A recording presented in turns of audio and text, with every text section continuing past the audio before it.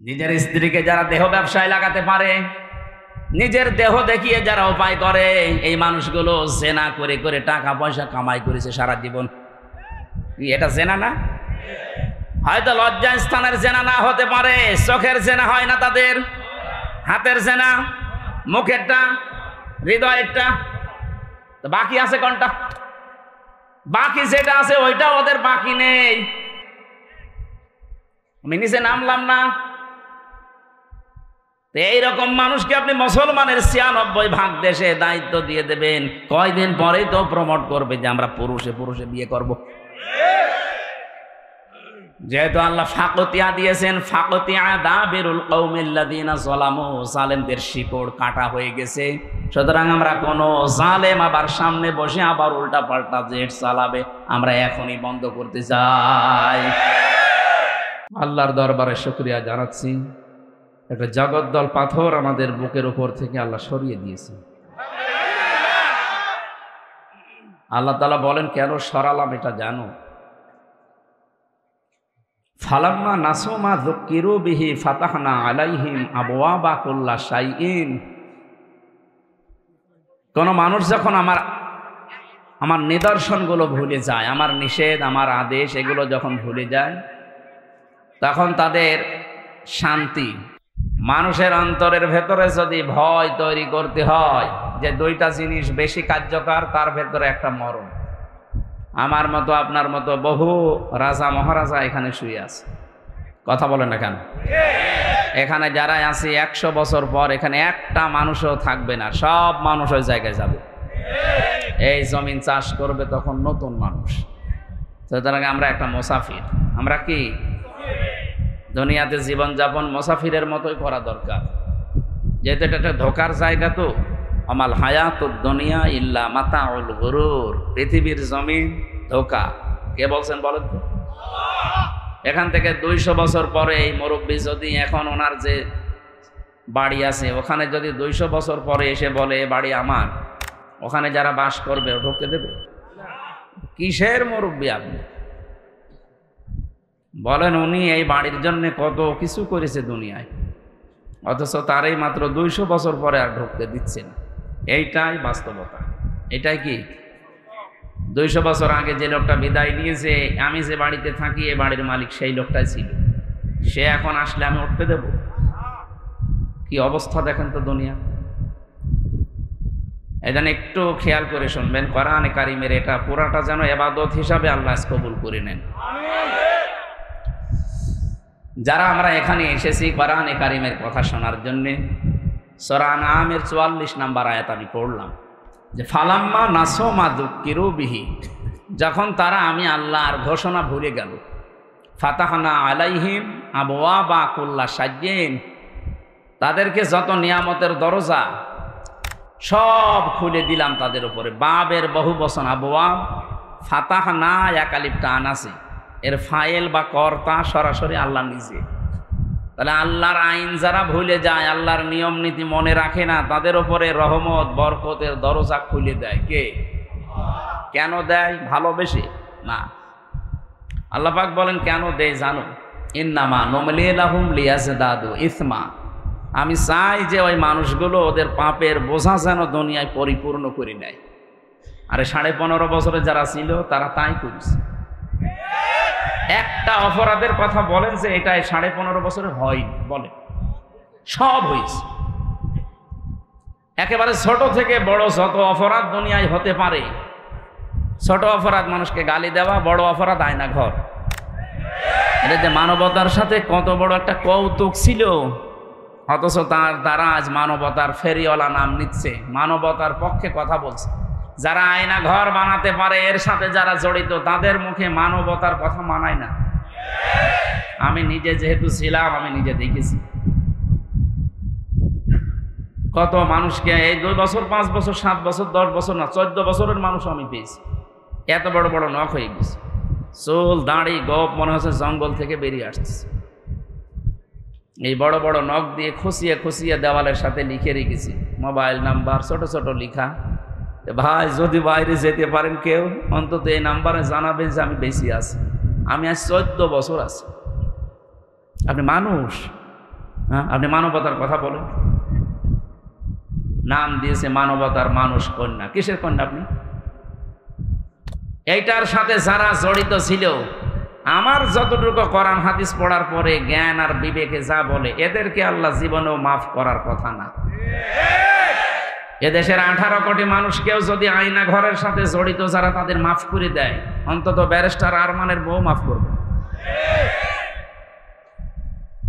কি ভয়ঙ্কর দৃশ্যগুলো ভেতরে। যারা দায়িত্ব পালন করতো, ওরা বাড়ি যেয়ে ওরা স্ত্রীর কাছে থাকতো কি করে, ওরা ঘুমাতো কি করে?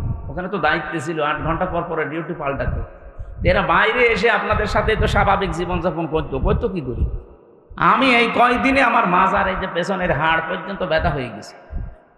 মুফতি ফখরুল ভাই আমার সাথে ছিল, ওনার এই যে পায়ের ভেতর দিয়ে হাত দিয়ে এই সামনে যে লোহার ব্যারিকেড, ওর সাথে হাত লাগিয়ে তালা লাগিয়ে 1.5-2 মিনিট সময় যায় টয়লেট করার জন্য। 24 ঘন্টার ভেতরে একবার। সকালে কয়টা পচা ছোলা দিয়ে যায়, দুপুরে এমন খাবার দিয়েছে মনে হচ্ছে কেউ মাখিয়ে ফেলে দিয়েছে সেইটা। এভাবে যদি 1-2 দিন 5 দিন পরে ছেড়ে দিত, 14 বছর আপনি কল্পনায় নিয়ে আসতে পারবেন না। অথচ এই এত বড় কঠিন জঘন্য নৃশংস অপরাধ যারা করলো দুনিয়ায়, দেখলাম তাদেরকে আল্লাহ নিয়ামত বাড়াতেই আছে। সেই 6 সালের 88 অক্টোবরের পর থেকে প্রতিনিয়ত তাদের নিয়ামত গুলো আল্লাহ বাড়াতেছে। ক্ষমতাও 5 বছর পর পর তারাই যায়। চিন্তা করলাম এই আয়াত কি কোনো সমস্যা আছে? না, 24 সালের 5 আগস্ট আয়াতটা মিলে গেছে। আল্লাহ তাআলা বলেন, হাত্তা ইদা ফারিহু বিমা উতু, তাদের দান করা যে ক্ষমতা, তাদের পাওয়ার, টাকা পয়সা, প্রভাব প্রতিপত্তি, এগুলো কার দান করা? ওগুলো কি ওরা নিয়ে এসেছে কোনো জায়গা থেকে? সব আল্লাহর দান করা। এই জন্য বিমা উতু বহু বচন দিয়েছে। এই ক্ষমতার সাথে যারা জড়িত ছিল তারাই এই দানকৃত বস্তু পাওয়ার পরে যখন আনন্দে মেতে আছে, আখাযনাহুম বাগতাতান, হঠাৎ আমি তাদেরকে নিজে আক্রমণ করলাম। আখাযনা, যারা আলেম আছে জিজ্ঞাসা করেন, ফাইল কর্তা সরাসরি আল্লাহ নিজে, হোম মানে তাদেরকে, বাগতাতান মানে আকস্মিকভাবে। 2024 সালের আগস্টের 5 তারিখের 12:30 পর্যন্ত আমরা কেউ ভাবতে পারি না যে অবস্থা পাল্টাবে। আমি তো 12:30টায় আকাশে যে ছাদের ওপর থেকে দেখছিলাম মোহমোহ গুলো চলছে। 16 জন আমার সামনে মারা গেল।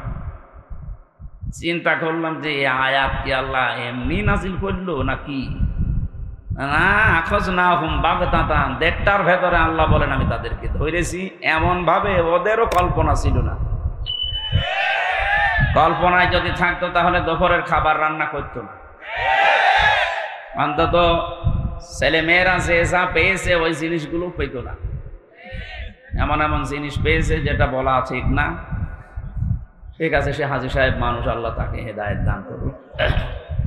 এই যে বাগতাতান বলেন আল্লাহ, যে আমি আকস্মিক ভাবে ধরলাম হঠাৎ করে। কিভাবে? ফাইদাহুম মুবলিসুন, ওরা হতাশ হয়ে গেল। ওরা যে হতাশ হয়ে গেছে এর প্রমাণ আপনি দেখতে পাচ্ছেন না আদালতে। আদালতে গেলেই মানুষ পচা ডিম মারতেছে। সেদিন দেখলাম ইনু সাহেবকে একদম দিয়েছে 1 লাথি। আর কত অপমান করবে? যে কালামানিক, ওর বিসি উড়িয়ে গেছে, ওর সংসার করার কাজ শেষ। জীবনে বহু সংসার জীবনে মানুষের নষ্ট করেছে মিথ্যা মামলা দিয়ে, মিথ্যা রায় দিয়ে। আল্লাহ জীবনের মতো ওর সংসার দুনিয়ায় শেষ, আর আখেরাতে ওর কোনো সংসার নেই। কারণ আগুনে পুড়তে থাকবে। যারা ন্যায় বিচারের জায়গায় বসে অবিচার করে ওরা মরলেই জাহান্নামে। কারণ যারা ন্যায় বিচার করবে তাদেরকে আল্লাহ আরশের ছায়াতলে স্থান দেবে। এর বিপরীত যেটা, যারা ন্যায় বিচারের সমস্ত জায়গায় বসে, এই 1628 জন ছিল সারা বাংলাদেশে। কতজন? 1628 জন মানুষ মেন দায়িত্বে ছিল। এই মানুষগুলোকে আল্লাহ এমন ভাবে কেটে দিয়েছেন। এই আয়াতের পরবর্তী শব্দ ফাকতি আদাবিরুল কওমিল্লাযী সালামু, আল্লাহ বলেন জালেমদের শিকড় কেটে দেওয়া হয়ে গেছে। এই জন্য সোহেল তাজের ঘোষণা আজকে শোনেননি যে মানুষ হত্যাকারী যারা, তারা পালিয়ে গিয়ে এখন আবার উল্টাপাল্টা স্ট্যাটাস দিচ্ছে, মানুষকে উস্কে দিচ্ছে। এটা যেন সে বন্ধ করে। উনি বুঝেছে, কিন্তু অনেকদিন পরে। এই কথা বাংলার জনগণ বহু আগেই বুঝেছিল। আর মেজর ডালিম তো বুঝেছে সেই ৭৫ সালের আগে। আপনি পড়েননি ওই বইটা? আমি তো পড়ে আসলাম। আমি মেজর ডালিম বলছি, আপনি পড়লে এক্ষণে রক্ত গরম। প্রশ্ন দিয়েছে বইয়ের ভেতরে যে মানুষ দুনিয়ায় হয়তো বলতে পারে, হ্যাঁ এতটুকু বাচ্চাও মেরে ফেললো, আমি 2টা ছেড়ে গেলাম, দেখবা ওদের আচরণ কি। আপনি দেখতে পাচ্ছেন না যে ওখানে বসে বসে যদি অন্তত আল্লাহ বিল্লাহ করে দুনিয়া থেকে বিদায় নিত, তাও আমরা বাঁচতাম। ওখানে বসে এমন এমন কাজ করছে একটা হাসি মানুষ। এই যে 4-5 দিন আর যেটা করছে আপনি দেখতে পাচ্ছেন, ও বিশ্বের বিভিন্ন মোড়লদেরকে এখন আকর্ষণ করার জন্যে এই কথা জানাচ্ছে যে আমি নির্বাচিত ছিলাম, আমাকে উৎখাত করা হয়েছে। এটা ডাহা মিথ্যা কথা। আপনি যে নির্বাচিত ছিলেন এ কথা শয়তানও বিশ্বাস করবেন। অন্তত 15.5 বছরে কোনো নির্বাচন দেশে হয়েছে আপনার বিশ্বাস হয়? নির্বাচনের আগে 154 জন ঘোষণা দিয়ে দিন, তো কিসের নির্বাচিত? কারণ নির্বাচিত হওয়া লাগে যে পদ্ধতিতে, তার নাম নির্বাচন। তার নাম কি? আল্লাহ নিজে কোরআনে কারিমে সূরা হজ 78 নম্বর আয়াতে ঘোষণা দিয়েছেন, ওয়াজতাবাকুম ওমা জাআলা আলাইকুম ফিদ্দীন মিন হারাজ। আল্লাহ বলেন আমি নির্বাচিত করি। তাহলে নির্বাচিত করার দায়িত্ব কার? কোন পদ্ধতিতে নির্বাচন? বলেন বলেন। তাহলে নির্বাচনের পদ্ধতিতে আল্লাহ নির্বাচন করেন। এখন প্রশ্ন আসতে পারে, আমরা? হ্যাঁ, আমরাও নির্বাচিত। কোটি কোটি উম্মত দুনিয়ায় ছিল, আল্লাহ সবাইকে মুহাম্মদুর রাসূলুল্লাহর উম্মত বানায়নি। দয়া করে আমাদেরকে নির্বাচিত করে করে নবীর উম্মত বানিয়েছেন। সুবহানাল্লাহ বলতে পারেন নাই? এমনকি এই এলাকায়, এই আশুলিয়া ধামরা এলাকায় মিলে বহু মানুষ ছিল, সবাইকে আল্লাহ কোরআন শোনার জন্য ময়দানে নিয়ে আসেন। কথা বলেন না কেন? আমাদেরকে আল্লাহ নির্বাচিত করে নিয়ে আসলেন। সুতরাং নির্বাচনের মাধ্যমে নির্বাচিত হওয়া লাগে, এই পদ্ধতি আপনি পাল্টিয়ে ফেলেছিলেন। তাম দুনিয়া জানে যে এদেশে 15 বছরে কোনো নির্বাচন হয়নি। সুতরাং এই ডাহা মিথ্যা কথা বলা বন্ধ করবেন। আপনি একটা হাজি মানুষ, আর হাজির মুখে কথা মানায় না। আপনার ছেলে বা আপনার মেয়ে তারা তো হজ করেনি, তারা বলে, তাদের মুখে সত্য মিথ্যা বাঁধবে না। তো হাজি মানুষের কথা বললে তো আমরা হাজি সাহেব, তো এই জন্য আমাদেরও একটু বিবেকে বাধা বসে যে কি করে আসলাম আল্লাহর ঘর দেখি, আরে কি বলে। এই জন্য জালেমদের শিকড় কেটে দিয়েছে হামজা না আল্লাহ? আল্লাহ যখন নিজেই কেটে দিয়েছে, সুতরাং এখন যারা বিভিন্ন কায়দা স্ট্যাটাস দিয়ে একটু উৎসাহ পাওয়ার চেষ্টায় আছেন, দেখি নাড়াচাড়া দিয়ে কিছু হয় কিনা। হবে না, কারণ এদের শিকড় আল্লাহ কেটে দিয়েছে। কিয়ামতের আগে দেশের চেয়ারে কোনো জালেম যেন আর আসতে না পারে, সেটা করা লাগবে দেশে। যারা আসবে এই মানুষগুলো হবে ন্যায় পরায়ণ এবং ইনসাফ ভিত্তিক মানুষ। কোনো জালেমকে আমরা দেখতে চাই না সামনে, ইনশাআল্লাহ। কোরআনে কারীম শোনার জন্য দল মত নির্বিশেষে এই গোরস্থানের ময়দানে যারা ছুটে এসেছেন, বলেন আলহামদুলিল্লাহ। দরুদ আর সালাম পড়ছি আমাদের নবী মুহাম্মদুর রাসূলুল্লাহ সাল্লাল্লাহু আলাইহি ওয়াসাল্লামের প্রতি। আজকে আমরা কোরআনে কারীম থেকে 2টা আয়াত পড়েছি। সূরা আলে ইমরান 83 নম্বর আয়াত, সূরা তাহা 55 নম্বর আয়াত। একটা পড়েছি আমরা যেটা মাটি দেওয়ার সময় দোয়া মনে করে পড়ি। এর ভেতরে 3টা বিষয় আল্লাহ জানিয়েছেন। যদি সত্যিই মাটি দেওয়ার সময় এই বিশ্বাস নিয়ে আপনি এই কথাগুলো বলেন, আমার মনে হয় এই আয়াত আপনাকে হেদায়েতের রাস্তা দেখিয়ে দেবে। কথা বলে না কেন? মানুষ যখন বলে মিনহা খলাকনাকুম, এই যে মিন মানে হতে, হা মানে ওহা, ওহা মানে কি? ওই মাটি। এই মাটি দিয়ে আল্লাহ তোমাকে বানিয়েছেন। প্রশ্ন আসতে পারে, আমরা কি শুধু মাটির তৈরি? কই, আমাদের বাবার স্ফলিঙ্গ দিয়ে দ্রুত গতিতে যে পানিটা বের হয়ে যায়, এর ভেতরে মাটি নেই না। আপনার বাবা যে খাবার খায়, ওই খাবারগুলো উৎপন্ন হয় মাটিতে। কি? তামাম দুনিয়ার যত রকমের খাবার আছে সব কিছুর উৎস কিন্তু মাটি। এ মাটির ভেতরে আবার 10টা জিনিস পাওয়া যায় মৌলিকভাবে। পাশের জেলা গাজীপুর মৃত্তিকা গবেষণাগার আছে, সেখানে আপনি মাটি নিয়ে যান, দেখবেন 10টা জিনিস বের করে দেবে। মাটির ভেতরে আছে অক্সিজেন, আয়রন, সিলিকন, অ্যালুমিনিয়াম,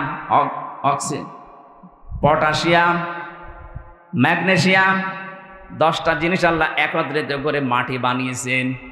এ মাটি আল্লাহ পাক দুনিয়ার ময়দানে ফেরেশতা জিবরাইলকে, আজরাইলকে, মিকাইলকে, ইসরাফিলকে পাঠিয়েছিলেন, জানিয়ে আসো। এরা প্রত্যেকটি ফেরেশতা আসার পরে মাটির কন্দন দেখে ফিরে গেছে। হযরতে আজরাইল শেষ পর্যন্ত এমন থাবা দিয়েছে যে না, আল্লাহর হুকুম, আমাকে মানাই লাগবে। তাফসিরে ফি জিলালিল কোরআন মুফাসসির লিখেছেন হযরতে আজরাইলের ওই এক খামসা মাটিতে ছিল 40 মণ। মানে আল্লাহর কাছে নিয়ে বললেন, কি করবো এটা? আদম বানাও। 70,000 ফেরেশতা লাগিয়েছিলেন আমাদের এই দেহ বানাতে, তার মানে আমাদের বাবার দেহ হযরতে আদমের 120 হাত লম্বা খালি দেহ বানিয়ে রেখেছেন। আল্লাহ রাব্বুল আলামিন বলেন, আমি ফেরেশতাদের দিয়ে পুরা দেহটা বানিয়েছি। সব দেহ বানিয়ে শেষ করে দেয়নি।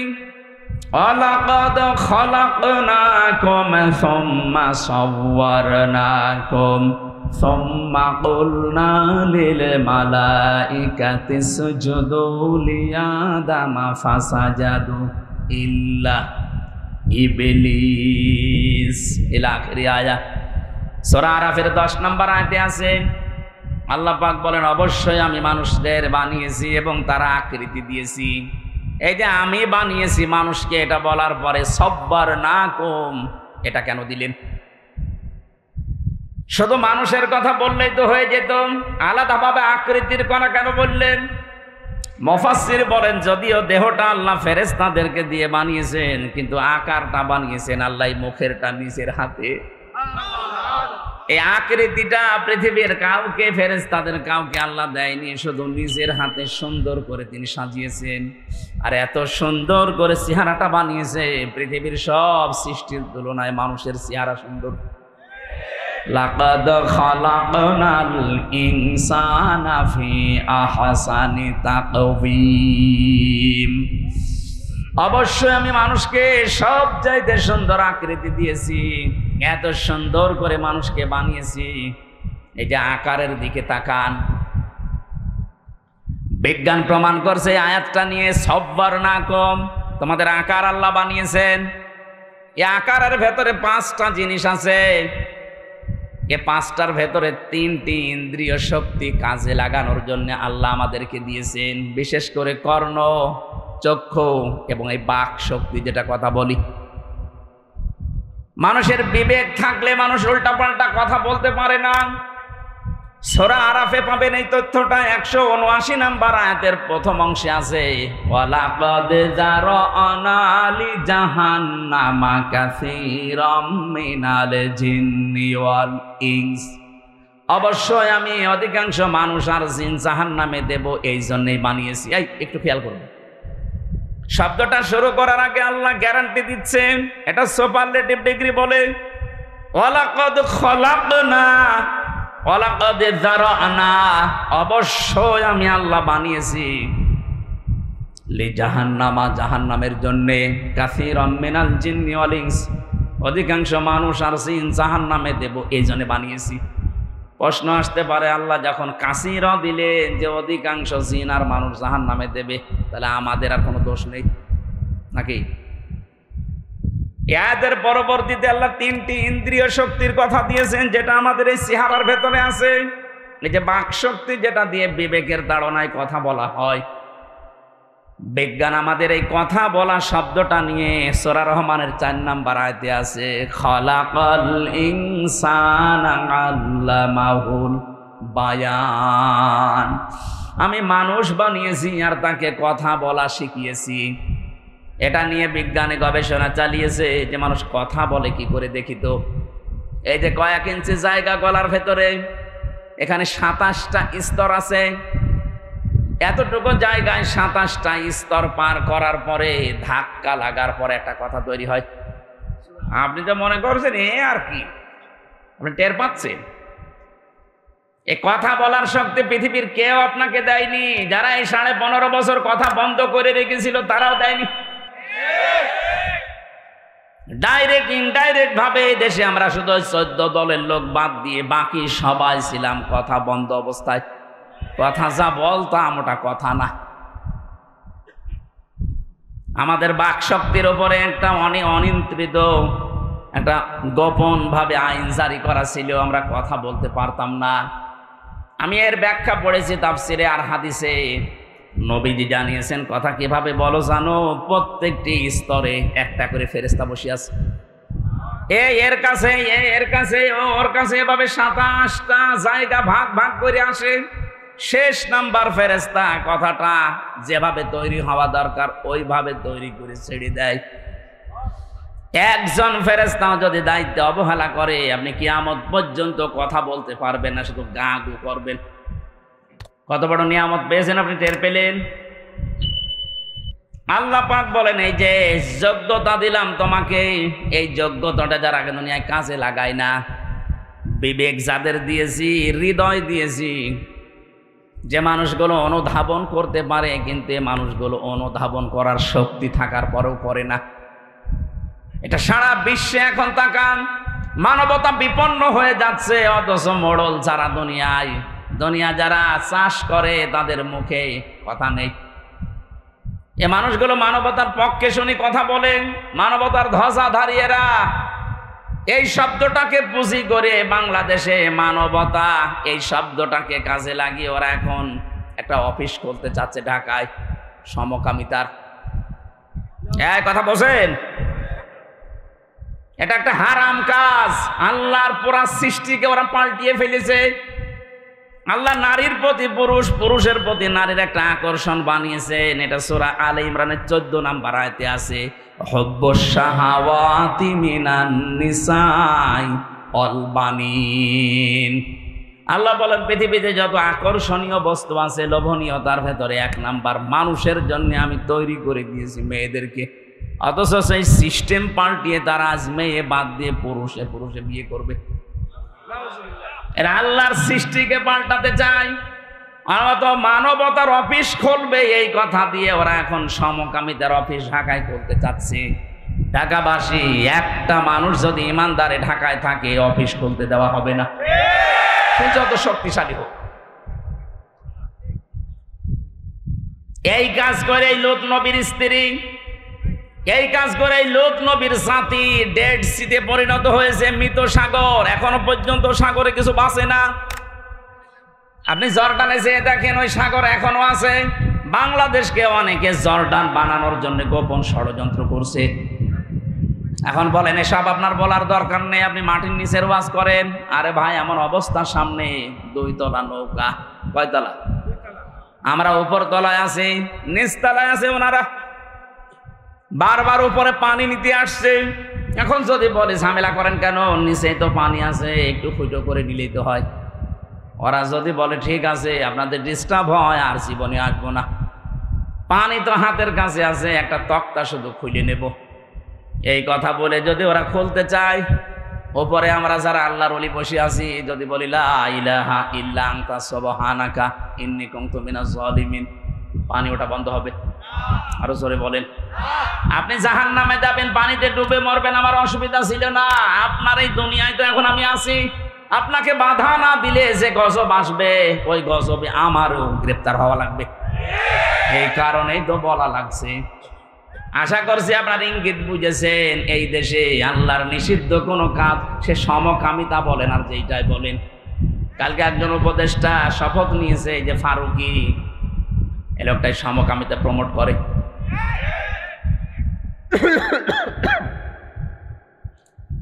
দেশের ছাত্র জনতা এবং আলেমরা চাচ্ছে এই লোক যেন এই দায়িত্বে না থাকে। এটা আমাদেরও সবার দাবি, এই লোককে এখান থেকে তাড়াতাড়ি নামিয়ে দেন। ও যতদিন থাকবে আল্লাহর গজব নাযিল হবে। নিজের স্ত্রীকে যারা দেহ ব্যবসায় লাগাতে পারে, নিজের দেহ দেখিয়ে যারা উপায় করে, এই মানুষগুলো জেনা করে করে টাকা পয়সা কামাই করেছে সারা জীবন। এটা জেনা না? হয়তো লজ্জা স্থানের জেনা না হতে পারে, চোখের জেনা হয় না তাদের, হাতের জেনা, মুখেরটা, হৃদয়েরটা। বাকি আছে কোনটা? বাকি যেটা আছে ওইটা ওদের বাকি নেই। আমি নিচে নামলাম না। এইরকম মানুষকে আপনি মুসলমানের 96 দেশে দায়িত্ব দিয়ে দেবেন, কয়দিন পরেই তো প্রমোট করবে যে আমরা পুরুষে বিয়ে করব। যেহেতু আল্লাহ ফাকতিয়া দিয়েছেন, ফাকতিয়া দাবিরুল কওমিল্লাযিনা যালামু, জালেমদের শিকড় কাটা হয়ে গেছে। সুতরাং আমরা কোন জালেম আবার সামনে বসে আবার উল্টা পাল্টা জেট চালাবে আমরা এখনই বন্ধ করতে চাই। বিবেক যাদের আছে আপনার কাজে লাগে না কোন কারণে বলেন তো? পাগলকে তো আল্লাহ বিবেক দেয়নি, এই জন্য পাগলের কোনো হিসাব নেই। আলাহুম আয়ুনুল লা ইবসিরুনা বিহা, তাদের চোখ আছে কিন্তু তারা দেখে না। কত কিছু তুমি দেখতে পাও, কোরআনের কথাগুলো দেখতে পাও না। আল্লাহ চোখকে দোষ কি করো তুমি? আফালা ইয়ানজুরুনা ইলাল ইবিলি কাইফা খুলিকাত ওয়া ইলাস সামাই কাইফা রুফিআত ওয়া ইলাল জিবালি কাইফা নুসিবাত ওয়া ইলাল আরদি কাইফা সুতিহাত। বলেন আল্লাহু আকবার। এখানে আল্লাহ 4টা সৃষ্টির নাম দিয়েছেন। ওই চকলা, একটু ওঠের দিকে তাকাতে পারো না? কিভাবে তাকে বানালাম, মরুভূমির জাহাজ বানিয়ে দিয়েছি তাকে। জমিনের দিকে একটু তাকাতে পারো না? কিভাবে আমি সমতল করে দিলাম বিছানা। পাহাড়ের দিকে তাকাতে পারো না? পাহাড়কে আমি পেরেক বানিয়েছি। আল্লাহ এই কুদরতের কথাগুলো চোখকে দিয়ে দেখতে বলছেন, এই কারণে পেরেকের কথা কেন দিলেন? ওয়াইলাল জিবালি কাইফা নুসিবাত, পেরেক স্বরূপ পাহাড়কে আমি গেড়ে দিলাম জমিনে।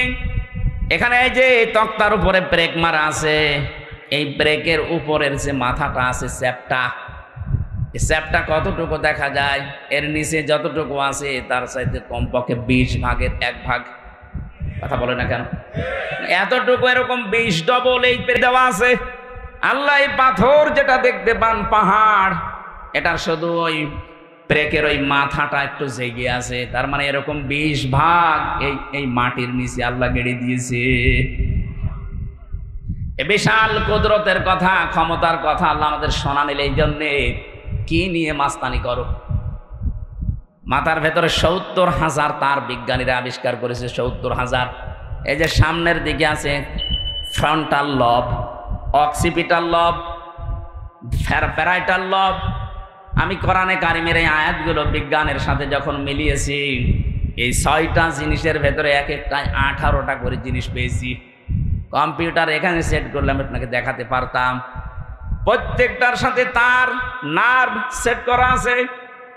এখান থেকে পুরা শরীরের সাথে আল্লাহ কানেকশন দিয়ে রেখেছে। যখনই কোনো কিছু হয় ওই অঙ্গ প্রত্যঙ্গ আগে ওই ব্রেনের কাছে দিয়ে দেয়। আমি হাদিসে পড়েছিলাম, বিশ্বনবী জানিয়েছেন, কারো যদি একটা তার একটু ঢিলা হয়ে যায় সে লোকটা পাগল হয়ে যায়। 70,000 তার একটা একটু ঢিলা হয়ে গেলে সে পাগল হয়ে যায়। আপনাকে তো আল্লাহ পাগলামি করতে দেয়নি, অন্তত বিবেকটা দিয়েছে। একটা তারও আপনার কাটা না, তারপরও কি হয়েছে? কেন চিন্তা ভাবনা আসে না আপনার? এ চোখ দিয়ে এত কিছু দেখায়, এই জমিনটা দেখালাম, পাহাড় দেখালাম, আকাশ দেখালাম, এতটুকু একটা প্যান্ডেল বানাতে 14টা খুঁটি দিয়ে রেখেছো, অথচ বিশাল আসমান একটা খুঁটি নেই, কিয়ামত পর্যন্ত এটা পড়বে না। সুবহানাল্লাহ বলতে পারেন না? ওয়ালাহুম আযানুল্লাহ ইয়াসমাউনা বিহা, তাদের কান আছে কিন্তু এই মানুষগুলো শোনে না। এই যে আমি যেখান থেকে কথাটা নিয়ে এসেছিলাম, আল্লাহ আমাদেরকে আকার আকৃতি বানানোর পরে যে 3টি ইন্দ্রিয় শক্তি, 3টাই মাথার ভেতরে আছে। কথা বলেন ঠিক কিনা? বাকি যেগুলো আছে ওগুলো আলাদা। এই 3টি যাদের আছে, আপনি এবার নিজের বিবেককে প্রশ্ন করেন তো, আপনার বাক শক্তি যেটা আকেল শক্তি, আপনি কি যে চোখে দেখতে পান, দর্শন শক্তি, শ্রবণ শক্তি, এগুলো কি সঠিকভাবে কাজে লাগাতে পারছেন? চোখ দিয়ে যেটা দেখা দরকার আপনি ওইটা দেখেন না, যেটা দেখা দরকার নেই না জায়েজ আপনি ওইটা দেখেন।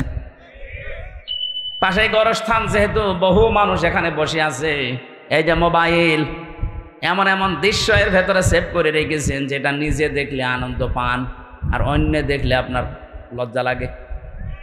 এরকম দৃশ্য নেই? যাদের মোবাইলে আছে এই মুহূর্তে ডিলিট করা লাগবে। কারা কারা এই মুহূর্তে ডিলিট করে দেবেন? নিজে দেখলে আনন্দ পান, অন্য দেখলে লজ্জা পান, এরকম দৃশ্য হাত তোলেন তো। ওই এলাকায় মনে হয় এসব 2 নাম্বারই নেই। আলহামদুলিল্লাহ, ঢাকার মানুষ তো খুব চালাক। যদি থাকে এখানে আমাদেরকে ধোঁকা দিয়ে বোকা বানানো যাবে। যিনি আপনাকে বানিয়েছে। এখানে বহু মানুষ এরকম নেই, নিজের মোবাইলে, কম্পিউটারে, টিভির পর্দায় নিজে দেখলে আনন্দ লাগে, অন্য দেখলে লজ্জা পায়, এরকম দৃশ্য নেই? এটা কবিরা গুনাহ। নিজে দেখলে ভালো লাগে, আনন্দ লাগে, মজা লাগে, অন্য কেউ দেখলে আপনি কষ্ট পান, লজ্জা পান, শরম পান, এটা হারাম। এই মুহূর্তে যদি এটা ডিলিট না করেন, আপনার ইবাদত বন্দেগীতে মজা পাবেন না। এটা করে দেন, দেখেন ফজরের নামাজে কি একটা শান্তি পান, এখনই করে দেব।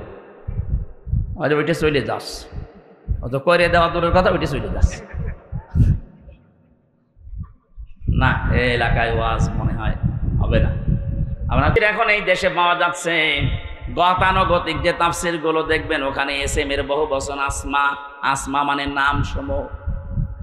আপনার কি মনে হয়, যারা শিক্ষিত ভাই আছেন, জেনারেল বলেন, আরবিতে বলেন, ওখানে ক্লাস করাচ্ছে কে? আল্লাহ।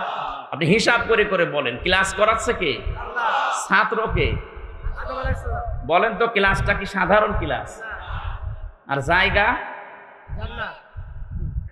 এই গণশাস্ত্র ভার্সিটি না, সরাসরি আল্লাহ নিজে জান্নাতের ভেতরে, সাধারণ মানুষের ক্লাস না, একেবারে প্রথম মানুষ, তাও নবী, তাকে ক্লাস করাচ্ছেন আল্লাহ নিজে শিক্ষক হয়ে। আমরা তাফসিরের ভেতরে পড়ে থাকি যে বিভিন্ন নাম শিখিয়েছে, আমরা মনে করি নাম মানে আলু, পটল, ঝিঙা, বেগুন, এটা শিখিয়েছে। আপনার কি বিবেক মরে গেছে নাকি বলেন তো? অত বড় একটা গুরুত্বপূর্ণ ক্লাসে যে যত বড় প্রতিষ্ঠানে ক্লাস নেয়, তার ক্লাসের ওই মান মর্যাদা ওই রকমের হয়। ক্লাস 1 এসে ক্লাস নিচ্ছে, ও বিশ্ববিদ্যালয়ে মাস্টার্সে ক্লাস নিতে পারবে? বলেন বলেন। কারণ ভার্সিটিতে যারা ক্লাস করে 80 জন 85 জন ছেলে মেয়ে সব ম্যাগনেট, ওইটা নিয়ে বসে আছে। ওখানে 1 ঘন্টা ক্লাস নিতে হলে আপনাকে 50 ঘন্টা পড়া লাগবে। যদিও এরকম শিক্ষক এখন আস্তে আস্তে হারিয়ে যাচ্ছে, এখন অধিকাংশগুলো ব্যবসা হয়ে গেছে। কথা বলছেন এখন? আমার বিশ্ববিদ্যালয়ে এক একটা সেমিস্টারে কমপক্ষে 42টা ক্লাস নেওয়ার কথা, 3টা 4টা নেয়, বাকিগুলো সব আল্লাহর রাস্তায়। এটা যাদের রেকর্ড হচ্ছে, আমার স্যাররাও শুনবে, শুধু আমার স্যাররা না, সারা পৃথিবীতে এটা যাবে কালকে বিভিন্ন ভাষায় রূপান্তর হয়ে। সবাইকে বলছি, কান খাড়া করে শুনবেন। ওয়াইলুল লিল মুতাফফিফিন আল্লাযীনা ইযা কাতালু আলান নাসি ইস্তাওফুন। আল্লাহ পাক বলেন, ধ্বংস হয়ে যাক ওই দোকানদারগুলো, যেই মানুষগুলো দুনিয়ায় ওজনে কম বেশি করে। প্রশ্ন আসতে পারে, এটার ভেতরে শিক্ষককে আপনি পেলেন কোথায়? হ্যাঁ আছে, নেওয়ার সময় বেশি নেয়, দেওয়ার সময় কম দেয়, এরা ধ্বংস হয়ে যাবে। কে বলছেন? আরো জোরে বলেন। আরে ভাই, ক্লাস 1 থেকে শুরু করে প্রাইমারি, হাই স্কুল, কলেজ, বিশ্ববিদ্যালয়, হাফিজিয়া মাদ্রাসা, কওমি মাদ্রাসা, নুরানি মাদ্রাসা, দাওরা মাদ্রাসা, কত রকমের প্রতিষ্ঠান এই দেশে আছে। আমরা তো অধিকাংশ শিক্ষককে দেখি, শিক্ষিকাকেও দেখি, ওরা ক্লাসে যেভাবে দেওয়া দরকার ওইভাবে দেয় না, বলে কোচিং করা লাগবে, প্রাইভেট পড়া লাগবে। কেন আপনাকে সরকার কি দিচ্ছে না? আপনি ক্লাসেই দিতে পারতেন। 8টা ঘন্টা আপনার কাছে আমরা থাকি, ক্লাসে দেওয়ার জন্য আপনি তো 8 ঘন্টা 10 ঘন্টা পড়িয়ে আসবেন দিনের বেলা। মাত্র 8 ঘন্টা ডিউটি আপনার, বাকি সময় তো সরকার আপনাকে ফ্রি দিয়েছে, খেলা করার জন্য দেয়নি। আপনি যা করবেন ওই সাবজেক্টের উপরে যত রকমের তথ্য উপাত্ত আছে সব জোগাড় করবেন, এসে ক্লাসে ওইগুলো ডেলিভারি দেবেন। আপনি তো নেওয়ার সময় ঠিকই নিয়েছিলেন। একজন বিশ্ববিদ্যালয়ের স্যার হওয়ার জন্য কত লেখাপড়া করা লাগে আপনি জানেন। আপনারা তো নেওয়ার সময় তো বিভিন্ন জায়গা থেকে ঠিকই নেন, কিন্তু দেওয়ার সময় আর ক্লাসে দিতে চান না, তখন বলে প্রাইভেট পড়বি, কোচিং করবি। আপনি ওই মুতাফফিফিনের ভেতরে শামিল। আপনি নেওয়ার সময় ঠিকই বেশি নিয়েছেন, দেওয়ার সময় দিলেন না, আপনি ধ্বংস হয়ে যাবেন। আজ নিজের বিশ্ববিদ্যালয়ে ক্লাস নিতে চাই না, প্রাইভেট ভার্সিটিতে যে ক্লাস নিচ্ছে মাসের পরে মাস। এই কথা বলছেন না? আমি জানি স্যাররা এটা শোনার পরে বলবে হামজা বেশি বুঝি আমি, এটাই বাস্তব। 5টা বছর আপনাদের কাছে আমরা ছিলাম, সত্যি আপনারা যা পেয়েছিলেন, কত বড় বড় জায়গা থেকে আপনি ডিগ্রি নিয়ে এসেছিলেন, মদিনা বিশ্ববিদ্যালয় থেকে, মিশর থেকে, লন্ডন থেকে পড়া আরো পেয়েছিলাম, এত জায়গা থেকে এত কিছু আপনি নিয়ে আসলেন, দেওয়ার সময় তো আর দিলেন না। 42টা ক্লাসের 2টা ক্লাস নিয়ে বলছে বাকিগুলো আর করা লাগবেন না, ধ্বংস হয়ে যাবে। চর্মাওচকে হয়তো দেখতে মনে হবে যে বহু টাকা পয়সার মালিক হচ্ছে, বিভিন্ন জায়গায় উল্টাপাল্টা করে, এগুলো টিকবে না। আপনি 10 লাখ টাকা কামাই করে নিয়ে আসবেন ডান আর বাম হাত দিয়ে, বাড়িতে এসে দেখবেন 15 লাখ টাকার ক্ষতি হয়ে গেছে। দেখবেন আপনার বউ পাগল, কি গো আর কথা বলতে পারছেন, এখন কথা বলাতে লাগবে 8 লাখ। মেয়ে বেরিয়ে চলে গেছে আল্লাহর রাস্তায়, পরে ঘুরিয়ে নিয়ে আসতে আরো 5 লাখ, 8 5 13 গেল। ছেলে ওদিকে জিনে ধরেছে, নিয়ে আয় হুজুর, নিয়ে আয় কবিরাজ, নিয়ে আয়, ওটা ছাড়তে আরো 2 লাখ। নিয়ে এসেছিলেন মাত্র 10 লাখ, চলে যাচ্ছে 15 লাখ। হারাম টাকা থাকবে না। আমি শুধু ইঙ্গিত দিলাম, আমার মনে হয় শিক্ষিত যারা ওরা বুঝে ফেলেছে। এখানে ক্লাস করাচ্ছেন সরাসরি আল্লাহ।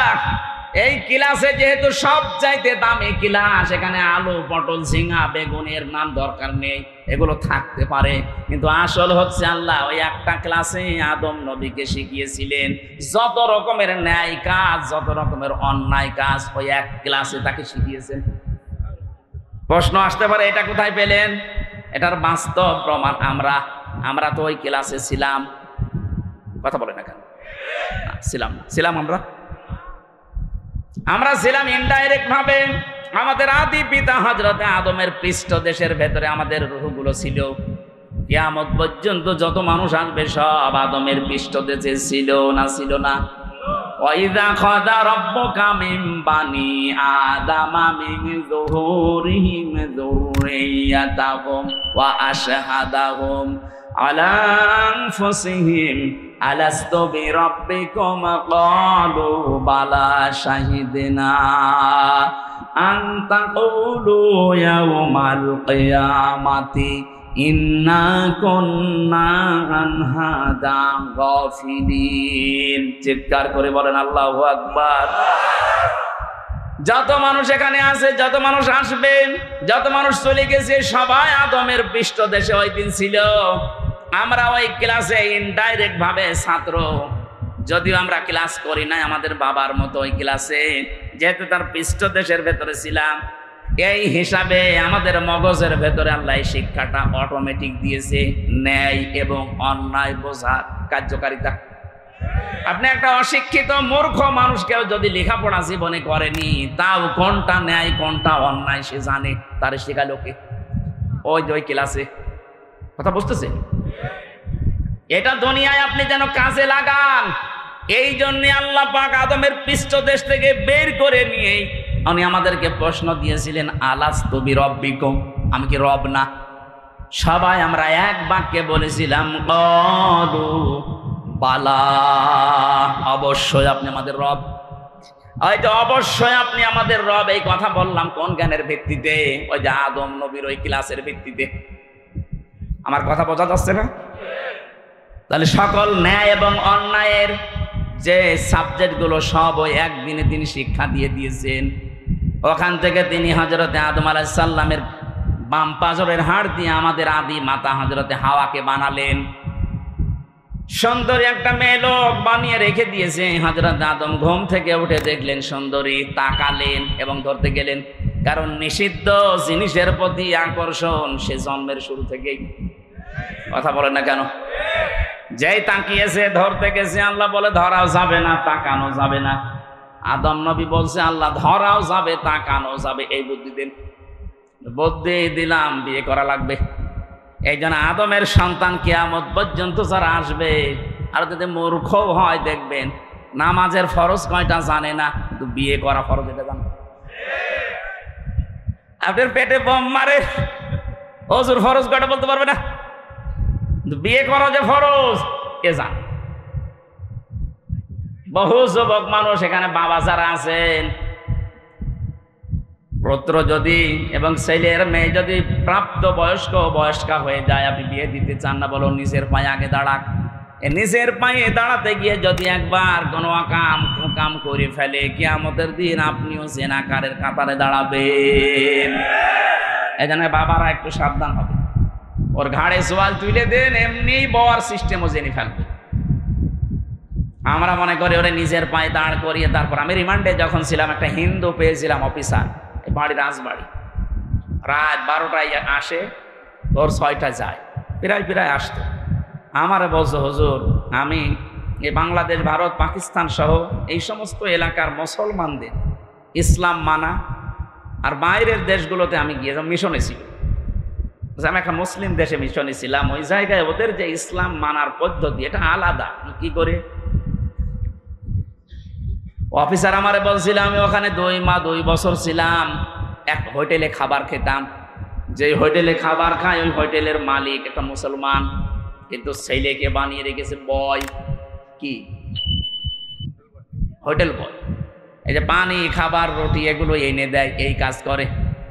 2 বছরের ভেতরে দেখলাম, কি গো, পরিচয় নিয়ে জানলাম যে এটা ওর ছেলে। বললাম যে আপনি কি? আমি মুসলমান। কেমন মুসলমান আপনি? আমার দেশেও তো মুসলমান আমি দেখেছি, আপনি কেমন মুসলমান? আপনার ছেলে, আপনি এত বড় হোটেলের একটা মালিক, আর আপনার ছেলেকে আপনি হোটেলের বয় বানিয়ে রেখেছেন, ও পানি দেয়, খাবার দেয়, রুটি দেয়, এটা কথা হইল? কেন, কি হয়েছে? কি হয়েছে মানে আপনি যে পর্যায়ের আপনার ছেলেকে ওই পর্যায়ে তুলতে পারেননি, ওই পর্যায়ে তোলার জন্য আপনার কোনো চেষ্টাও মনে হয় নেই। তাছাড়া এইভাবে 2 বছর আমি তো দেখছি। বলছে, আমারে বলছে, মাওলানা ওই সময় ওই হোটেলওয়ালা আমাকে যে কথাগুলো জানিয়েছিলেন, আমি সেই কথা আপনাকে শোনাই, আপনি একটু মিলান তো। উনি আমারে ওই দিন সূরা তাগাবুনের 14 নম্বর আয়াতটা তেলাওয়াত করে শুনিয়েছে। আমার কাছে আমি মুসলমান, আমি যে হিন্দু ও তো জানি না, কিন্তু আমি হিন্দু হলেও আমি কিন্তু লেখাপড়া করে কোরআনের বহু আয়াত বাংলায় মুখস্থ করেছি। যে সূরা তাগাবুন বলেছে, আমি অফিসে যে বাংলায় বের করে সূরা তাগাবুনের 14 নম্বর আয়াতটা মিলালাম, কি দেখি আছে এখানে। আল্লাহ পাক জানিয়েছেন, ইয়া আইয়ুহাল্লাযীনা আমানু ইন্না মিন আযওয়াজিকুম ওয়া আওলাদিকুম আদুওয়াল লাকুম ফাহযারু ইলা আখির আয়াত। ইয়াতে আল্লাহ ঈমানদারকে ডাক দিয়ে জানিয়েছেন, হে যারা ঈমানের দাবি করো, অবশ্যই তোমাদের স্ত্রী, সন্তানাদি আর সম্পদাদি এগুলো কিন্তু মাঝে মাঝে তোমাদের শত্রু হয়ে দাঁড়াবে, সুতরাং এদের ব্যাপারে খুব সতর্ক থাকবা। এদের পেছনে পড়ে, এদের পেছনে লাগতে গিয়ে, এদের পেছনে শ্রম দিতে, সময় দিতে গিয়ে আমার আল্লাহর বিধানটা যেন ভুলে যেও না। আমি বললাম, আপনি কি বোঝাতে চান এখানে? উনি আমাকে বুঝিয়েছিল, হুজুর উনি আমারে এই আয়াত দিয়ে বোঝাতে চেয়েছেন, আমার এই ছেলেটাকে আমি লেখাপড়া শেখাতে চেয়েছিলাম, যতটুকু চেষ্টা করেছি ও আর পড়ে নাই, তো ওর যে লেখাপড়ার দৌড়, এরপরে আমি ওর একটা সৎ পাত্রী দেখে পাত্রস্থ করেছি, ওকে বিয়ে দিয়েছি। 3 নাম্বার দায়িত্ব ছিল আমার ওর একটা কর্মজীবন তৈরি করে দেওয়া। তা আমি যে কর্মজীবন দেব, ওর তো সেই যোগ্যতা নেই। আমি ঘুষ দিয়ে কোন চেয়ারে বসিয়ে দেব, ওই চেয়ারে বসলে ওর ওই যোগ্যতায় চেয়ার চলবে না, শেষে চেয়ারের পায়া থাকবে না। কথা বুঝতেছেন? তাদের চিন্তা ভাবনা দেখেছেন? আমাদের দেশের হাজারো বাবা এই জহির গ্রুপের কাছে যে বলবে, আমার ছেলে ম্যাট্রিক ফেল, বিএ পাস, চাকরি করছে, ওই জায়গায় আপনি বসিয়ে দেন। উনি হয়তো আপনার মুখের দিকে তাকিয়ে সম্মানের খাতিরে দেবে, কিন্তু যে ম্যাট্রিক ফেল, ও ওই চেয়ারে বসার যোগ্যতা রাখে? ওর শিক্ষা নেই, ওর ট্রেনিং নেই। উনি যে আমাকে প্রথমে কথা বলার সময় ইকরা বলছিলেন, ইকরা শব্দের শাব্দিক অর্থ শুধু পড়া না, ইকরা মানে যোগ্যতা অর্জন করা। আজ বাংলাদেশে আমরা অনেকেই মনে করি ইকরা, সালেহ, তাকওয়া এই শব্দগুলো নিয়ে। ইকরা, এরপরে সালেহ, তাকওয়া, এই শব্দগুলোর ব্যাখ্যা শুনি না আমরা। সালেহ মানে নেককার, তাকওয়া মানে আল্লাহর ভয়, ইকরা মানে পড়া না। এর আধুনিক ব্যাখ্যা হচ্ছে, আপনি যেই জায়গায় যেতে চান ওই বিষয়ের জ্ঞান আগে আপনাকে অর্জন করা লাগবে এবং প্রশিক্ষণ নেওয়া লাগবে, শিক্ষা নেওয়া লাগবে, তারপরে ওই জায়গাটা আপনি সুচারুরূপে চালাতে পারবেন। আমাদের এই দেশে এই সিস্টেমটা নেই, যে যেখানে যাওয়ার যোগ্যতা রাখে না, ঠেলা দিয়ে, ঘুষ দিয়ে সেখানে পাঠায়। আজ বাংলাদেশে যত প্রতিষ্ঠান আছে অধিকাংশগুলো ওই যোগ্যতাই নেই, ঠেলা দিয়ে হয় পাঠিয়েছে, নাই ঘুষ দিয়ে। যার ওই পর্যন্ত যাওয়ার লেখাপড়ায় নেই, প্রশিক্ষণ নেই, শিক্ষা নেই, তাকে পাঠাবেন ওই জায়গাটার পায়া আরো নষ্ট করবে। চেয়ারে যদি দু একটা পায়া থাকে আরো নষ্ট হয়ে যাবে। গত সিজনে আপনি দেখেছেন কৃষি মন্ত্রণালয়ের দায়িত্ব যাকে দেওয়া হয়েছিল, ওই সিলেটের মৌলভীবাজারে বাড়ি, শ্রীমঙ্গল, উপাধ্যক্ষ আব্দুল শহীদ। আপনি নিরপেক্ষ দৃষ্টিতে বলবেন, এই লোকটা একটা কলেজের স্যার, এ সারা জীবন লেখাপড়া করিয়েছে ছেলে মেয়েদের, ও কৃষি সম্পর্কে কি জানবে? ওকে জীবনে কোনোদিন মাঠে প্রশিক্ষণ কি ওই জায়গায় কোনোদিন নিয়েছে? তারে আপনি ওই দায়িত্ব দিলেন? মানে যারা ওই বিষয়ের উপরে সারা জীবন পড়াশোনা করে, ওর উপরে প্রশিক্ষণ নেয়, শিক্ষা দিতে পারে, ওই রকম একটা মানুষকে দেন। আপনি এমন মানুষকে দিলেন তার বাড়িতে 3.5 কোটি টাকা পাওয়া যাচ্ছে, 11টা দেশের রুপি পাওয়া গেছে, 85 ভরি সোনা পাওয়া গেছে। এইটাই তো হবে যে চেয়ারে বসাবেন, ওর শিক্ষাও নেই, প্রশিক্ষণও নেই, ওখানে যাওয়ার যোগ্যতা ওর নেই, ও সারা জীবন লেখাপড়া করিয়েছে ছেলে মেয়েদের, এরকম একটা জায়গায় দিতেন। এমন কাজ করে গেলেন, ওই জায়গাটা এখন ধ্বংস হয়ে গেছে। কয় বিঘা জমিতে কয় মন ধান হয় ও জীবনে কোনোদিন যে চাষ করে দেখেছে? এই জন্য আমি যেটা বলতে চাচ্ছিলাম, এই হিন্দু অফিসারের এই কাহিনী দিয়ে একটা শিক্ষা আছে। আমরা আজ বাংলাদেশে যারা দায়িত্বে আছি, সামনে যারা আসবেন, আপনার আত্মীয় স্বজন, ছেলে মেয়ে যাই বলেন, এদেরকে উপরে তুলতে হলে যে যে যোগ্যতায় আছে তাকে ওই পর্যন্তই তোলেন। কথা বলেন এখন, তার যোগ্যতা নেই ভার্সিটির টিচার হওয়া, আপনি তাকে একেবারে ভাইস চ্যান্সেলর বানিয়ে দিচ্ছেন। যা শুরু হয়েছে আমার মনে হচ্ছে সামনে শিক্ষা ব্যবস্থা ধ্বংস হয়ে যাবে। কারণ বিশ্ববিদ্যালয়ে স্যার হওয়ার জন্যে ফার্স্ট ক্লাস ফার্স্ট হওয়া লাগে, 1, 2, 3 এদেরকে নেওয়া লাগে, অথচ এদেরকে এখন আর নেওয়া হচ্ছে না। 35 লাখ 40 লাখ টাকা নিয়ে ওই 70 রোল নাম্বার করে দেওয়া হচ্ছে। ও তো এই চেয়ারে বসে দু একটা পায়া যদি ঠিক ছিল, ও পায়া আরো ভাঙবে। কথা বলেন না কেন? এই মুসলিম দেশের এই দোকানদারের জীবনী থেকে একটু শিক্ষা নেওয়া যায় না যে সে তার ছেলেকে ভালোবাসে, কিন্তু যে ছেলের জন্য আমি তো জাহান্নামে হতে পারি না, তার যোগ্যতা নেই, আমি একটা অফিসে তার বস বানিয়ে দেবো? মানে ওর যা যোগ্যতা ও সেই কাজ করবে। কাজটা তো হালাল কাজ, যদিও চা টেনে দেওয়া, পানি টেনে দেওয়া, রুটি টেনে, কাজটা তো হালাল কাজ, ও হালাল কাজ করে ও জান্নাত পাবে। জোরে বলেন সুবহানাল্লাহ। হযরত আদম আলাইহিস সালাম যেই তাকিয়েছেন মেয়েটার দিকে, বললেন না, তাকানো যাবে না, ধরা যাবে না, এ করবেন, বিয়ে করা লাগবে, বিয়েতে আমি রাজি আছি, দেন মোহর কই? নেই, দেন মোহর না দিলে বিয়ে হবে না। আল্লাহ আমার বিয়ে করাই লাগবে, দেন মোহর বুঝি না, আমার আখেরি নবী মুহাম্মদ রাসূলুল্লাহর উপরে 10 বার দরুদ শরীফ পড়ো, দেন মোহর হয়ে যাবে। দরুদ শরীফ পড়ে শেষ, এবার আদমকে বললেন, কুলনা ইয়া আদম উসকুন আনতা ওয়া যাওজুকাল জান্নাতা ওয়া কুলা মিনহা রাগাদান হাইতু শি'তুমা। এই যারা শিক্ষিত আছেন, এই যে আজ নারী পক্ষ কাজ করছে, নারী স্বাধীনতা আন্দোলন, নারী বিপ্লব পরিষদ, 13টা সংগঠন কাজ করছে মেয়েদের অধিকার আদায়ের জন্য, অথচ এই আয়াতের ভেতরে দেখেন কতগুলো অধিকার আছে। মেয়েরা যদি জানতো এরা নিজেদের এই অধিকার আদায়ের জন্য রাজপথে মিছিল করত, অথচ তাদেরকে ব্যবহার করার জন্য কিছু মানুষ সামনে দিয়ে ভোগ করার জন্য ব্যস্ত আছে। আল্লাহ আমাদের আদি পিতা আদমকে কি বললেন? যে বিয়ে হয়ে গেছে, এবার বউ নিয়ে চলে যাও বাড়িতে। জান্নাত আমাদের বাবার বাড়ি, আমাদের আদম আলাইহিস সালাম বাবা না? জান্নাত আমাদের কার বাড়ি? আরো জোরে বলেন। বিয়ে করার পরে বউ নিয়ে যাওয়া লাগবে বাবার বাড়ি। আর আমরা অনেকে বিয়ে করে ঘর জামাই থেকে যাই। আপনি বিয়ে করে বউ নিয়ে বাবার বাড়ি যান, হ্যাঁ, কি করবেন বাবার বাড়ি যে? আল্লাহ বলেন ওয়াকুলা। এখানে যারা তাফসীর বসে আলেমদেরকে বলছি, আল্লাহ কিন্তু আনতা ওয়াকুলা দেয়নি।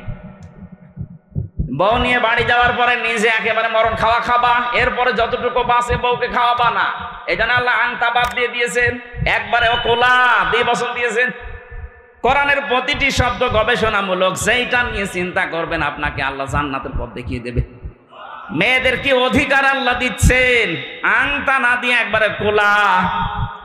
তুমি যতটুকু খাবার, যেই মানের খাবার, যেই মানের পোশাক, যেভাবে চলবা স্টাইলে, ঠিক ওই মানের খাবার, ওই মানের পোশাক তোমার স্ত্রীকে দেওয়া লাগবে। আপনি নারীর অধিকার খুঁজে পান না। যেই দিন আল্লাহ নারীকে বানিয়েছেন ওই দিনই তার অধিকার দিয়ে দিয়েছেন। আপনারা যে অধিকার দিতে চাচ্ছেন এটা অধিকার না, এটা ভোগ করা। দুধ খাওয়ানোর দায়িত্ব বাবার না মার? অবশ্যই মার। এই আপনি কি আলেম? এখানে আলেম যারা আছে জিজ্ঞাসা করেন তো, দুধ খাওয়ানোর দায়িত্ব সন্তানকে বাবার না মার? চেয়ারম্যান সাহেব বলেন তো। না, উনি যে ভারপ্রাপ্ত চেয়ারম্যান তো এই জন্য মনে হয় পারবে না। উনি ভারটা মুক্ত হলে পারবেন। আমরা চাই আল্লাহ সামনে যেন ভার মুক্ত করে একেবারে জায়গা মতো বসিয়ে দেন। বলেন আমিন। আমি আজকে এটা নিরসন করবো, যারা আছেন এটা রেকর্ড হচ্ছে। দুধ খাওয়ানোর দায়িত্ব বাবার, কিন্তু মা এই দায়িত্বটা পালন করছে দয়া করি। উনি যদি পালন না করে, আপনার কোথায় পেলেন? হ্যাঁ, সূরা বাকারা 2 নম্বর পারা 17 নম্বর পৃষ্ঠা 1ম নম্বর লাইনে 232 নম্বর আয়াত মাঝের অংশে আছে, ওয়াল ওয়ালিদাতু ইরদি'না আওলাদাহুন্না হাওলাইনি কামিলাইনি লিমান আরাদা আইয়ুতিম্মার রাদা। এটা মুযাক্কার শব্দ, পুরুষ। পুরুষের দায়িত্ব এটা। 2 বছর দুধ খাওয়ানোর দায়িত্ব কার? বলেন বলেন। কিন্তু পুরুষের মেশিন পত্র আছে, আমরা পাবো কোথায়? এটা আল্লাহ তো আমাদেরও মেশিনই দেয়নি। সুতরাং এটা দিয়েছে যাদের, ওনাদের দিয়ে দায়িত্ব পালন করিয়ে নেয়। ওনারা যদি বলে না আমি করবো না, ওনার গোনা হবে না। এখন মারা যদি বলে যে তোমার ছেলে তুমি দুধ খাওয়াও, যদি আমাকে দিয়ে কাজ করাতে চাও 2 বছর 5 লাখ করে টাকা দেওয়া লাগবে, আপনাকে তাই দেওয়া লাগবে। মাইকে বলা মনে হয় ঠিক হয়ে যাবে, মহিলারা তো শুনছে। সম্মানিত মা বোনেরা কানে হাত দিয়ে থাকেন, আমি গোপন কথাটা বলে ফেললাম। এখন যদি ওরা বলে যে তোমার এক একটা ছেলে মেয়ের জন্য 5 লাখ করে টাকা দাও, তারপরে দুধ খাওয়াবো, নাই তোমারটা তুমি খাওয়াও, আমি পাবো কোথায়? অধিকার আপনাদের যা দিয়েছে একটা একটা করে, যেহেতু কোরআন থেকে হাদিস থেকে নেন, এই যারা আন্দোলন করছে এদের মুখে ঝাঁটা দেওয়ার কথা মনে হবে আপনার। নারী বিপ্লব পরিষদ গঠন করে উনি চালাচ্ছে। মেয়েদেরকে সামনে দিয়ে যে মানুষগুলো মিছিল করে, এদের রুচি কি? আমি একবার যশোরে মাহফিলে গিয়েছিলাম। যশোর ওই যে পালবাড়ি যে মোড় আছে, ওই সময় বাসে যেতাম। বাসে যেয়ে নেমে দাঁড়িয়ে আছি, যশোর MM কলেজের মেয়েরা মিছিল করছে টিচিং এর বিরুদ্ধে ডাইরেক্ট অ্যাকশন। মনে করলাম আল্লাহ, এখন যে অবস্থা, পুলিশে যদি আমাদের ধরে, আবার কোন সালের অপরাধী বলে চালিয়ে, পুলিশের ভয়ে ঢুকলাম এক সাত বোকা, ঢুকে দেখছি পুলিশ চাক। আরে ভাই, আপনার ঝামেলায় আপনার আর আপনি আমার সাপ। উনি আমার বলছে হুজুর একটা কথা বলি, বলে এই যে মিছিল আসতেছি, যশোর MM কলেজের মেয়েরা, এক একটা বয়স হচ্ছে 20 বছর 22 বছর 25 বছর। এই যে যুবতী মেয়েরা, বুকে কোনো ওড়না নেই, স্কিন টাইট প্যান্ট পরা, একটা ব্যানার ধরে আছে হাত দিয়ে, আর এক হাত দিয়ে বলছে ইফটিজিং এর বিরুদ্ধে ডাইরেক্ট অ্যাকশন। উনি আমার বলছে হুজুর যে জিনিস দেখছি মনে হচ্ছে ইফটিজিং আমি আগে না। ঠিকই বলিস। কিসের অধিকার আদায় করার জন্য আপনি নামেন, আর আপনাকে আল্লাহ কি অধিকার দিচ্ছে? স্বামীকে বলছে আহা আদম, বউ নিয়ে যাও বাবার বাড়ি, যে শুধু নিজে মরণ খাওয়া খাবা না, যতটুকু খাবা, যতটুকু মানের খাবার, ওই মানের খাবার স্ত্রীকে দেওয়া লাগবে। এতটুকু আল্লাহ শেষ করেননি। অকুলা মিনহা রগদান হাইসু শি'তুমা, বউ নিয়ে ঘরের ভেতরে একেবারে তালাবদ্ধ করে রাখবা না, ওখানে যেখানে ইচ্ছা যাবে, যা ইচ্ছা খাবে। তার মানে কি, বউ নিয়ে আপনি ঘোরাফেরা করতে পারেন, বিভিন্ন জায়গায় যেতে পারেন। আজ বাংলাদেশ জামাত ইসলামীর যিনি আমিরে জামাত ডাক্তার শফিকুর রহমানকে সাংবাদিকরা প্রশ্ন করছে, যদি ইসলামে দেশে আসে তাহলে মেয়েরা তো ঘরবন্দি হয়ে যাবে, তালাবদ্ধ হয়ে যাবে। না, মেয়েরা সবচেয়ে বেশি অধিকার পাবে যদি বাংলাদেশে ইসলাম কায়েম হয়।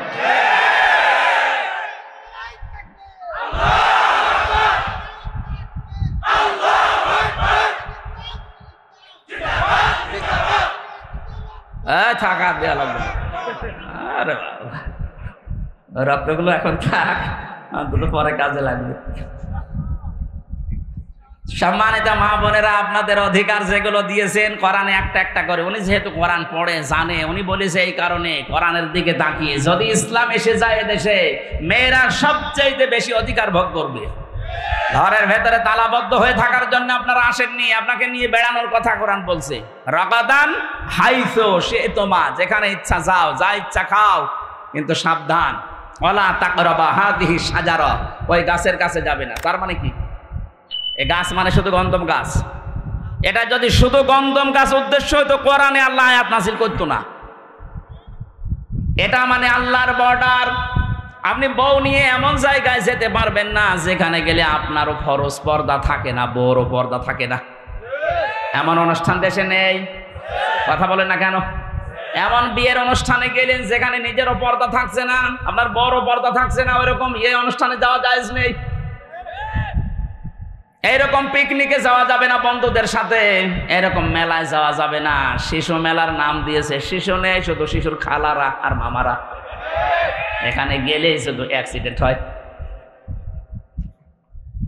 এই জন্য সম্মানিত মা বোনেরা, আলেমদের স্ত্রী যারা সত্যিকারের আলেম, যারা খাস পর্দা করে চলে, যারা আজিমাত নিয়ে চলে, রুকসাত না। রুকসাত মানে মুখমণ্ডল আপনি খোলা রাখতে পারবেন, হাতের কবজি, পায়ের পাতা, কিন্তু আজিমাত নিয়ে যারা চলে, খাস পর্দা নিয়ে, এরা হাত মুখ পর্যন্ত মোজা দিয়ে ঢেকে রাখে। এদের স্ত্রীরা সত্যিই যে সম্মান নিয়ে মহারানী হয়ে আছে, আপনি কিছুই টের পাচ্ছেন না। ওরা কোরআনের আয়াতগুলো যখন বাস্তবে মিলায়, এগুলো যদি আমি নিজেই মানতে না পারি, কিয়ামতে আমি নিজে আসামি হয়ে যাব। এজন্য আমাদের উচিত হচ্ছে ইসলামকে তার জায়গা মতো দিয়ে অধিকারগুলো আদায় করে নেওয়া। কথা বলেন ঠিক কিনা? আল্লাহ বলেন নিষিদ্ধ জায়গায় যাওয়া যাবে না, আল্লাহর বিভিন্ন বর্ডার আছে, এগুলো ক্রস করা যাবে না, সীমা লঙ্ঘন করা যাবে না। ওয়ালা তাকরাবা হাদিহি শাজারাতা ফাতাকুনা মিনাজ জালিমিন। যদি আল্লাহর এই বর্ডার কেউ ক্রস করে ফেলে, সে জালিম হয়ে যাবে। কি হবে? আর যারা পর্দার ফরজ বিধান লঙ্ঘন করে চলাফেরা করছেন, আপনি জালেম। কথা বলেন না কেন? যেগুলো আপনার স্বামীকে দেখানো দরকার, এটা আপনি পাবলিককে দেখাচ্ছেন, আপনি জালেম হয়ে কিয়ামতে উঠবেন। খালি নামাজ পড়ে, রোজা রেখে, আর কারো বোরকা পরে আপনি জান্নাত পেয়ে যাবেন। কে বলেছে আপনাকে? আমি 4টা পয়েন্ট পড়েছি হাদিসের ভাষায়। সম্মানিতা মা মেয়েরা এসেছে, সম্মানিতা মা বোনেরা, এবার আপনি কান খাড়া করেন। মেশকাত শরীফের হাদিস, বিশ্বনবী বলেন নেককার মহিলা কোনটা জানো? অনেকে বলছে নামাজ পড়ে, রোজা রাখে, কালো বোরকা পরে। নবী বললেন না, ওই মহিলাটাই নেককার। ইযা নাযারা ইলাইহা সাররাতুহু, যার দিকে তার স্বামী বাইরে থেকে এসে যখন তাকাবে, তখন স্বামীকে আনন্দ দেবে। এরকম মহিলা আমার মনে হয় এখন ঘরে ঘরে নেই। নেই বলে তো আমরা পরকীয়া প্রেম করি। বলছো ঠিক, তার মানে ও চালাচ্ছে কাজ। আলহামদুলিল্লাহ, ভালো। সম্মানিত মা বোনেরা দেখেন, এতগুলো মানুষ বসে আছে আমরা, আর আপনার স্বামী বলে ফেললো ঠিক, তার মানে আপনি ওই রকম কিছু করেন না। দ্বিতীয় নম্বরে, ওয়াইদা গাবা আনহা হাফিজাতুহু, স্বামী যখন বাইরে যাবে, যতক্ষণ স্বামী বাইরে থাকবে ততক্ষণ আপনার ইজ্জত, আবরু, সতীত্ব আপনি হেফাজত করে রাখবেন। আধুনিক জামানায় এসে স্বামী বাইরে যেতে দেরি, ও মোবাইলে পরকীয়া প্রেমে লিপ্ত হতে দেরি নেই। এমনকি বাইরের লোক নিয়ে এসে স্বামীর ওই কাজ ওকে দিয়ে করাচ্ছে। জোরে বলেন নাউজুবিল্লাহ। 3 নম্বরে বিশ্বনবী বলেন অতুইনু আলা দীনি যাওজাতুহা, ওই মহিলাটাই নেককার যে তার স্বামীকে দ্বীনের পথে চলার জন্য উদ্বুদ্ধ করে, আরো এগিয়ে দেয়, সাহায্য করে। এরকম মহিলা আজ বাংলাদেশে দিন দিন হারিয়ে যাচ্ছে। স্বামীকে দ্বীনের পথে চলার জন্য সাহায্য করা তো দূরের কথা, আরো বাধা দেয়। কথা বলে না কেন? 4 নম্বরে বিশ্বনবী বলেন, স্বামী যদি কোনো কাজটা যদি জায়েজ হয়, মেয়ে লোক যারা এসেছেন, স্বামী যদি কোনো কাজের আদেশ করে, কাজটা যদি জায়েজ হয়, জীবন থাকাকালীন আপনাকে মানা লাগবে। কথা বলে না কেন? আমি স্বামী, এখানে যত স্বামী বসে আছে প্রত্যেকটা স্বামী আমরা চাই, আমরা পছন্দ করি বিয়ের পরে যেন আমাদের মা বাবা আমাদের সাথে থাকে। কিন্তু 100টার 98টা মহিলা আজ এটা চায় না। কথা বলছেন না কেন? গত কয়েকদিন আগে আমি গিয়েছিলাম নীলফামারী কিশোরগঞ্জ থানা, বৃদ্ধাশ্রমে আমারে নিয়ে গেল, যে দেখি এই লাইনে মা আর বাবারা বসে আছে। ওদের চোখের দিকে তাকালে আমার মনে হচ্ছে ওর সন্তানের জন্য বরদোয়া দিচ্ছে। এই মা বাবাগুলোকে বৃদ্ধাশ্রমে রেখে গিয়েছে এই সন্তানগুলো। শুধু এই সন্তানের দোষ না, এই বৃদ্ধাশ্রমে এই মা আর বাবাগুলোকে রেখে যাওয়ার পেছনে যারা ভূমিকা পালন করে তারা এই লোকটার বউ, আর এই বউকে যারা কান পড়া দেয় ওই বউর মা আর বড় বোন। আমার মনে হয় ওরা এখনই বরদোয়া আরম্ভ করেছে, হুজুর মরুক। আমি আপনাদের বাঁচাতে চাই।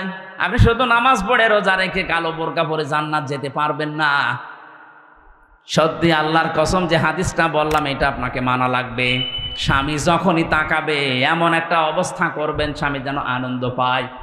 নবীজি বলেন তোমার আচরণ দেখে যদি স্বামী হাসে তুমিও যদি হাসতে থাকো, যেই কয়টা দাঁত বের হয়ে যাবে ওই কয়টা নফল হজের সওয়াব পাওয়া যাবে। সুবহানাল্লাহ। এত জোরে বললে দেখবেন বাড়ি যে দাঁত কেলিয়ে পড়ি আছে। কি গো হুজুর যে বলে দিল, যতগুলো দাঁত দেখবা অতগুলো সওয়াব। আমার বন্ধই হচ্ছে না মুখ।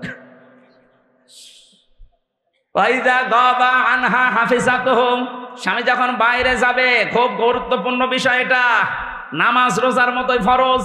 আপনার শরীরকে আপনি হেফাজত করে রাখবেন, এমনকি মোবাইলে কোন আওয়াজে কথা বলবেন সেইটাও আল্লাহ কোরআনে দিয়েছেন। সূরা আহজাবের 32 নম্বর আয়াত, 22 নম্বর পারা, 1 নম্বর পৃষ্ঠা 3 নম্বর লাইনে আছে।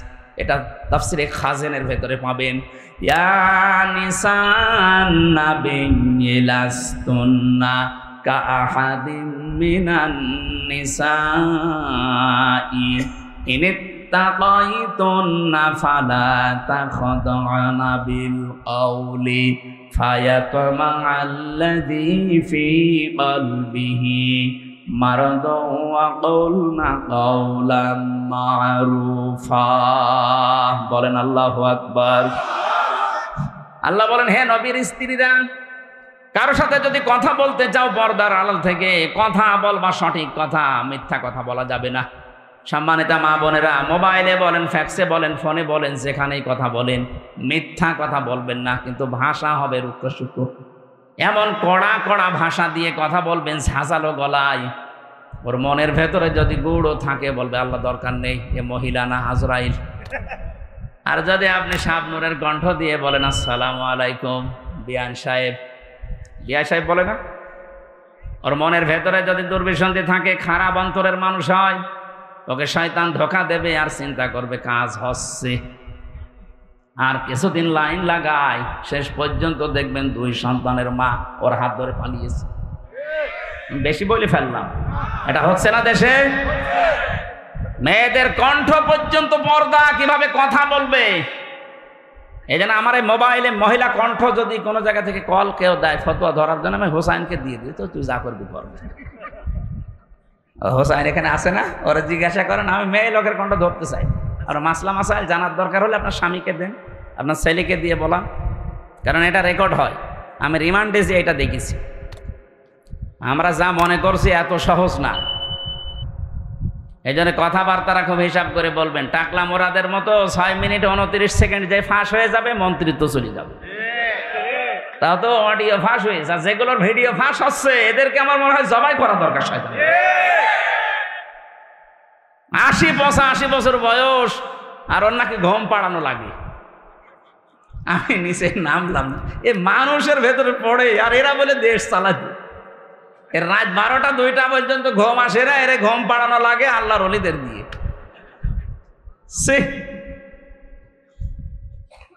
এদের আবার সাক্ষী পাচ্ছে না।